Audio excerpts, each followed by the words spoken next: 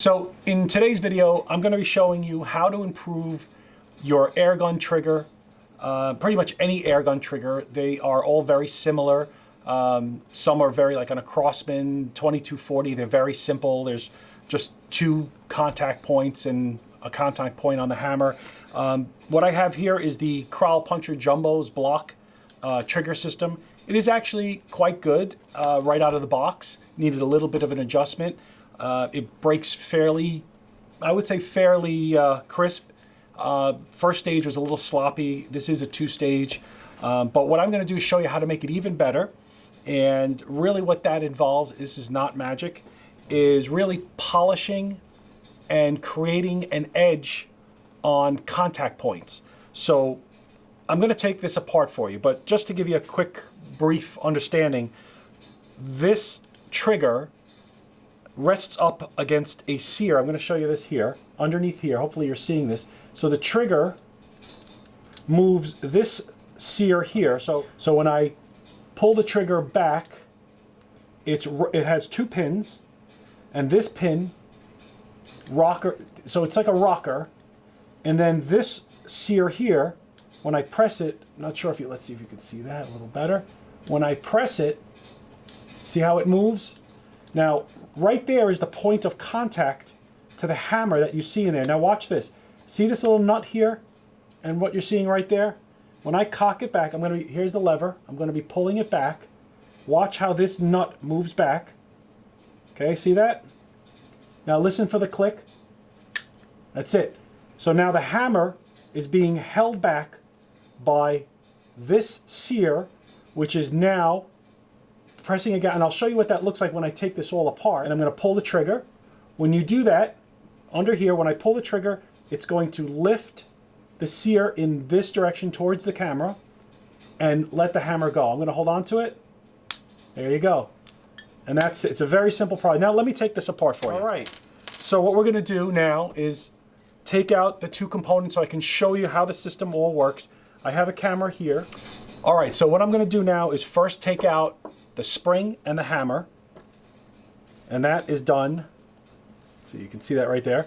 There's a nut in the back here, all right, that is holding. Now if I try to unscrew it, it won't turn in the Crowell because there is a grub screw there holding it in place. So let's take that out first. Let's back that out. All right, that's out. Now I can turn. I'm using, this is very light, so you can use this little screwdriver.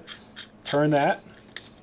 There goes the back screw, the adjustment screw. This is the hammer spring. Now the hammer is free flowing. Okay, let's remove the hammer. There's just one nut right here. Here, let me see. So if I push that forward, if I act like a spring, okay, see when I push the trigger, it goes forward. So when you cock it back, ready? You hear that click? The sear on the bottom here is now holding the hammer from going forward. Just showing you that I'm tapping on it. When I lift up, the hammer goes forward. So there's going to be two contact points here, and then there's going to be a contact point on the tip of the hammer and the sear. All right, let's take the hammer out. All right, put that there. Slide the hammer out. It's going to come right out. There it is. I'm going to punch out the two pins that are holding the trigger and the sear. Okay. Just take a nail or something and take your hammer and just tap it. It should pop out. And by the way, when you remove the pins, you'll notice there are two, so there's obviously two sides. There's a flat edge and then there's a rounded edge. This is usually the direction that it went. The round edge went in first. So let's tap it out.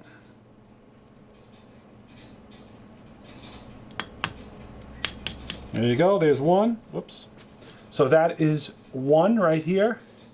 And that's for the sear. Now I'm going to pull it. There's a spring underneath. Be very careful. There's the pin. Here is the sear. Okay, and that's the part right here is the part that touches the hammer, and this is what touches the spring right here, the trigger, excuse me. So you see how it was? So it was this way, and what happens is when you squeeze the trigger, you are pushing against this point here to lift it up, okay? And that lets the hammer go. Here's a spring, be very careful. Keep that all together. Here is, let me let you see that. Here's the other pin that's holding the trigger. Pull that out. Now you see the trigger's loose. There's the pin. Here's the trigger. And there's a spring. This particular channel right here houses the sear in this part and the trigger back here with two pins. Okay, one here and one here. And they go through, and then there is a hammer. Yeah, that fits right in there. So you see the hammer, as you can see, slides in and out here. What you're seeing here, this configuration right here, is the trigger, the sear, the hammer, the spring, and the spring tensioner, or the guide. You know, this allows you to adjust the tension on the spring.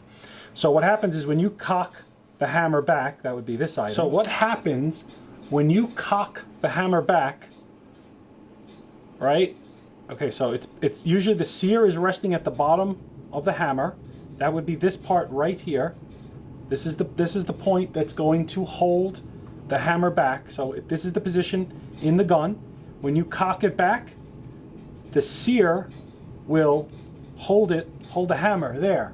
Now when you squeeze the trigger, you're pulling at this point here.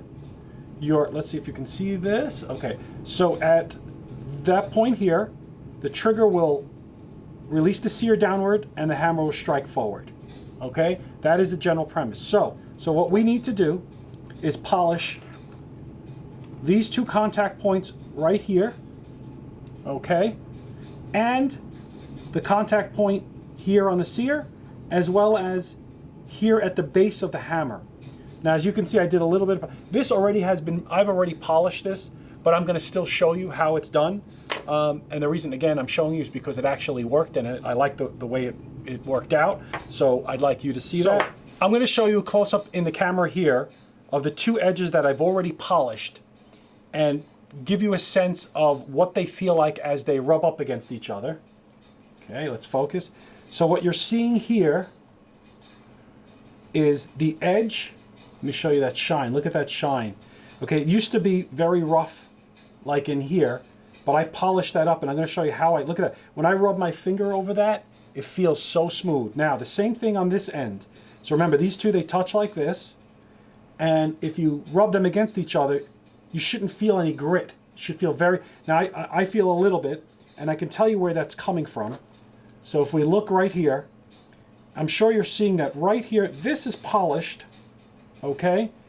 And this is not. This edge right here is not. It's kind of hard. See that there? Listen for, I want you to listen to this little bump. See that? There's a little bump. Now, it's not totally necessary that I polish this part here, because this is the only part that really comes in contact with this part of the sear over here. This part now I polished this whole side, and it really came smooth. This I only did partially. I think I'm going to do it a little bit more, and I'll do it with you guys here. Okay, so what we're going to do is we're going to polish this edge here, as well as this edge here. This, now look how smooth, that's almost like a mirror finish. Now you see that little bit of black, I'm not sure if you see that on the camera, but that little bit of black spot right there where I'm pointing with the screwdriver, that's the point that touches the hammer, okay? That's why we're also going to polish this part here, as well as the hammer here where it comes into contact with the sear. All right, so there's usually two steps involved the way I do it. So I'm using some 1500 sandpaper, which is very, very, very fine. And what I'm going to do is, remember, you don't want to change the profile of any of the surfaces, okay? Because you want them, as you see here, let me show, whoops, touching there. So as you see here, you want the profile to stay the same. So by using such a fine sandpaper, you can't really change it that much. Well, if you keep grinding it, you will, but we're not doing that much sanding. We're just doing a fine sand. And then we're going to use a Dremel, however you call it. No, this is not an actual Dremel brand. This is from Harbor Freight. Whatever, it uses the same kind of bits. So I have a cotton bit on the end here that I'll use to polish these parts. All right, so let's get back to step one. So what I do is I'll start by putting it on a very flat surface, such as this table, a whole sheet of paper, and now I'm gonna feel, I kind of have a rounded edge, so I can kind of feel as I'm grinding back and forth. Let's see, you should see it in this camera too. So I'm going to be polishing this edge right there. Okay, just take it on the sandpaper, go back and forth. Now, it takes a little bit of finessing. You know, you want to feel it right there. So I have polished back. Now this edge here doesn't matter. This doesn't touch the sear, but I'm going to go a little bit further back. So to get a little bit more of a edge in there, I'm using the vice grip, the vice here.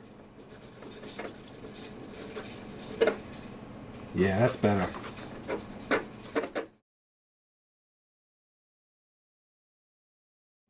So at this point, I'm pretty pleased with the 1500 sanding of this part. Looks really good.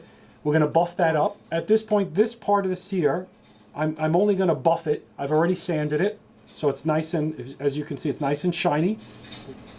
So we did the same exact thing here. We sanded this part of the sear that touches the hammer and this part that touches the trigger. Okay, so I did exactly the same thing. I took the sandpaper, I went back and forth, and then on this edge I turned it upside down and I sanded it on on the paper, and this is what we've got. So at this point I'm going to do is we're going to buff with the buffing wheel and some compound. We're going to buff this metal part here. Now what I have here is a vice grip, small vice grip, table vice grip. This helps me to kind of, you know, keep the piece stable, keep the piece. So now what I'm going to do is buff this little piece right here with the buffing wheel back and forth. All right, so I'll show you in the camera, you see there. I think you can see what I'm doing here. So at a medium speed, even a slow speed. So get your bit nice and buff, get it nice and full of compound. And what we're going to do is we're going to polish, keeping the profile. Okay, let's see how we look. Let's clean it off a bit. All right, look at that. If we clean that compound off,